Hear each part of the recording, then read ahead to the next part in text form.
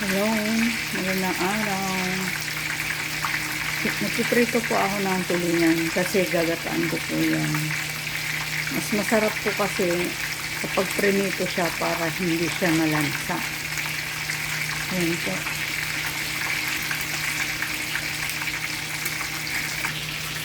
Ayan po siya. Malapit na po maluto. Ayan po, magigisa na po tayo. Nagpainit na po ako ng kawali. Tapos lagay na po natin yung luya. Inuuna ko po yung luya para mabang. Tapos sibuyas.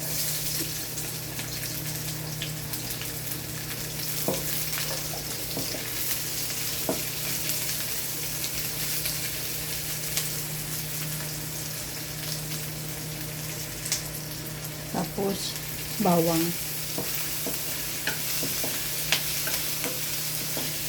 Mas maraming ricado, mas mabango, mas masarap.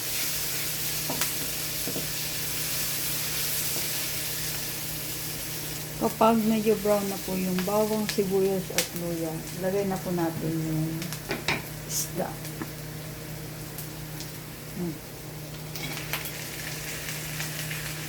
Yung prinitong isdang tulingan or tambakol.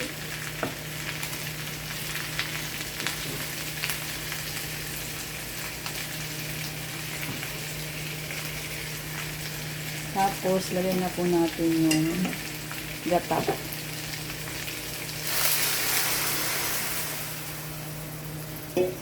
Gata na powder po yung gamit ko dyan.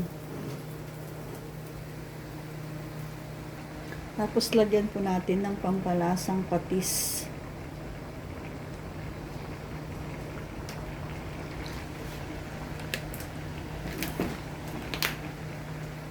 Tapos, paminta. Lagyan po natin ng betchin. Tapos siling manghang.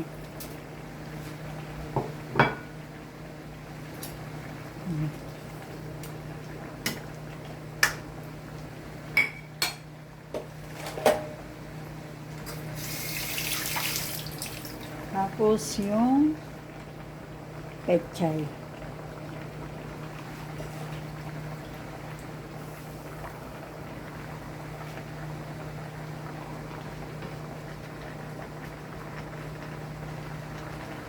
Tapos takpan po natin para madaling maluto.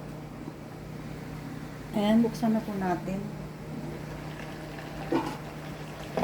Luto na po siya. Tapos lagyan po natin ng konting suka para hindi madaling mapanis.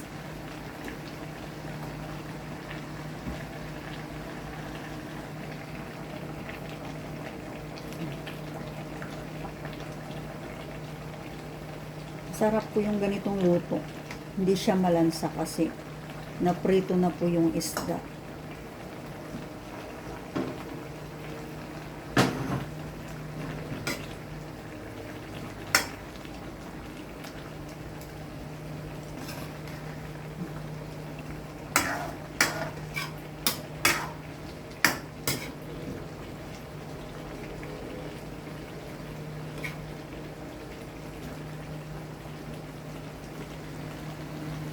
Luto na po ito mga kamadam mo, sir. Kain na po tayo.